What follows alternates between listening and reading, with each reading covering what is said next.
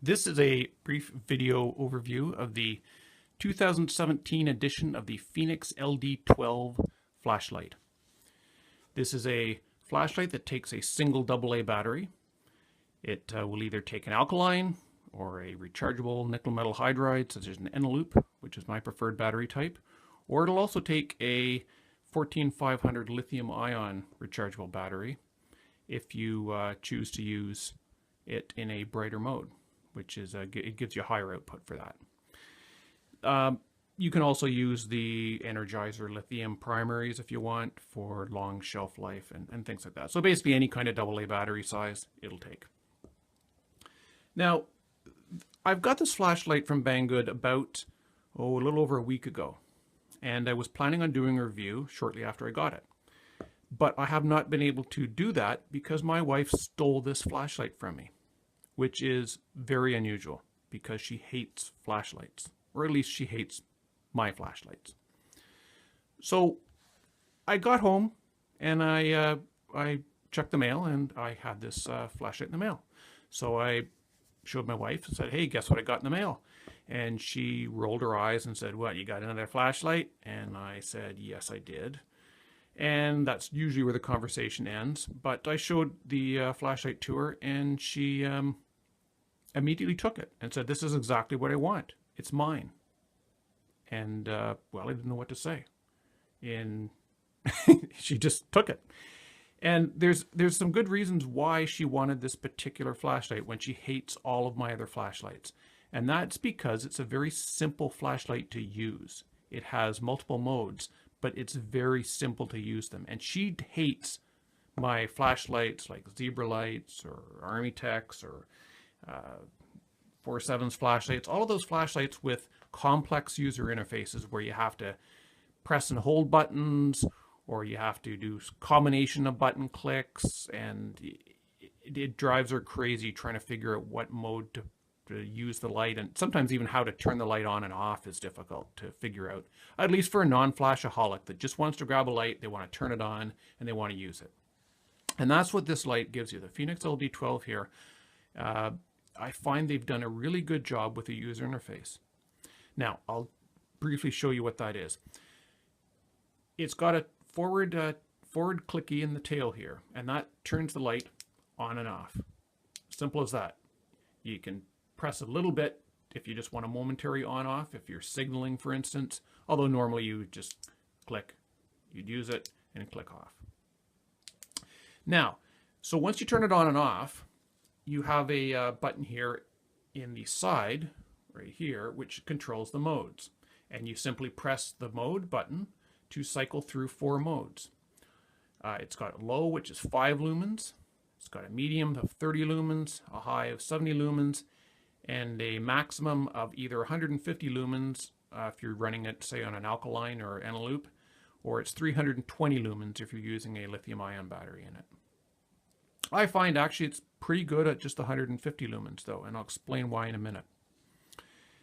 So oh, it also has one more mode, which is press and hold if you get an annoying strobe, which everybody hates, but for some reason flashlight manufacturers love to include them. But it's hidden. You have to press and hold in order to activate it, which doesn't make it difficult to activate if you need it, but you won't activate it by mistake. So the reason why my wife wanted this light is because it's a simple interface. She loves the tail clickies. You turn them on, you turn them off. That's all she wants. And she likes to have multiple modes, but she hates all my other flashlights with the multiple modes because they're difficult to use. This one having a separate mode button, which is completely separate from the tail clicky. None of these, I have some lights with mode buttons side by side, where you have an on-off button and then you have a mode button, and you can't ever figure out which one to press to turn on or to change modes. But this one, they're very clear. You got the tail to turn on and off. You got the mode button to switch modes. And it has mode memory. So if you leave it, say, in a medium mode and turn it off, when you turn it back on, it's still in the medium mode. So she wanted something, around the 5 lumen mode for checking around at night without disturbing people when they've gone to bed. And she also wanted a little bit brighter for around the house. One of the medium or high modes, for instance, is great for just checking under the couch or whatever it is that she wants to look for. And that's great. And the high mode or the maximum mode, that's actually pretty good for outdoors. Now you wouldn't think 150 lumens would be great for outdoor use, but because the emitter here is an XPG2 emitter, it actually throws very well. For instance, here is a Zebralight SC52, which is kind of the standard for very small, compact AA lights. And it actually has higher output, but it doesn't throw nearly as well because of the larger diameter. The XML2 emitter is a larger diameter, and so it doesn't throw as well. Now, for instance, if I turn the light on, the Zebralight being on the left here, with the Fenix being on the right, you can see the Zebralight is quite a bit more diffuse. Its total output is actually higher, but because it's a very floody light, it doesn't throw very far outdoors. So I find the Zebralights are great for indoors, but they're not very good for outdoors, at least not the AA Zebralight versions. But this Fenix LD12, it's with the smaller emitter, it throws very well, and so it's actually quite practical out to about 100, 150 feet for distance outside. And if you run it on a 14500 cell, it'll throw much further because it'll be brighter light. But if you're just running it on an Alkaline or an Eneloop, it's still very usable outdoors. Now the light does tail stand, but it's not as solid a tail standing light as, say, Zebralight with a very flat base. And the reason is because of the clicky in the bottom, and the way because it's a forward clicky, it's very easy to press the way they've designed it with the two ridges on either side. And so it's nice. It fits through your thumb. If they had put 3 ridges, which would make it a bit more solid tail standing, you'd have to press downwards, and that might make it a bit more awkward. So like I said, I mean, it does tail stand for those that want to use that indoors, but you'll want to use it on a hard surface. So put it on a table, it'll work fine. So yeah, it also has a neutral white tint, and I don't know if the video here is showing that as cleanly as what I see it with my eyes, but it's a 4500 Kelvin neutral white tint, so it's pretty much bang right in the middle of the neutral white range. And I find that Cree emitters have gotten much better in the last year or two at giving good tints in their LEDs. It used to be a few years ago that Cree LEDs would often show green tints, and they weren't very pleasant to look at, but now I find that their whites are white. And I don't know if the video picks it up. There might be some artifacts with the way it processes the color, but to the eye, it's a good solid white right through from the spot through to the corona and the spill. So and that's great for neutral white, again, for outdoor use. Neutral white is really good for that because it'll show up the reds and browns and greens better than what a cool white tint does. And it's also a little bit better at cutting through haze or humidity at night. Doesn't make a big difference with a light like this. You're not going to be trying to spot something a mile away with a light like this, but it's still nice to have that neutral white tint just for better color rendition. It's a little bit higher CRI than or color rendition index that you'd get with a cool white. It's a nice, nicely designed light.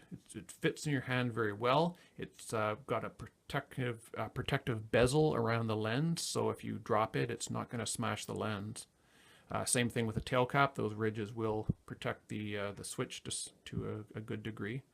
It is waterproof to 2 meters for submerged to 30 minutes. I think that's the IPX8 standard. And it's drop proof to 1 meter, although that would usually be a couple of meters you should get with it. It's a solid, well-built light. So I mean, it's going to take some rough duty if you just want to use it for a toolbox light or whatever you're using it as. So yeah, I like this light. It's like I said, I'm not going to get much chance to use it because my wife has stolen it from me. But I might pick up another one for myself because it makes a great light for both indoor use with the lower modes and for outdoor use with the better throw on it. So anyway, that's my impression of the light. I'd highly recommend it. It's the Fenix LD12 2017 edition. All right, thanks for watching. Okay, so I'm creeping around outside at night, trying to avoid the neighbors calling the police on me. But this is just to show you the night view of the flashlight. There we go. This is just shot on an iPad. My regular camera doesn't have a video on it, so this shows up much darker than what it looks like in real. But it gives you an idea of just the look of the light. Out there is about 150 feet. You probably can't see that, but I can very easily with my eye. And here the tree, that's probably about 30 feet. Maybe, yeah, about 30 feet. And that's well lit up to my eye. You don't see it a lot on the camera, but yeah, it's good and bright. So this shows out to about, yeah, I'd say about, you got a good view to about 100 feet with this light on maximum. And this is just on a regular end-loop battery. You'd get probably about 150 feet on a 14500 battery.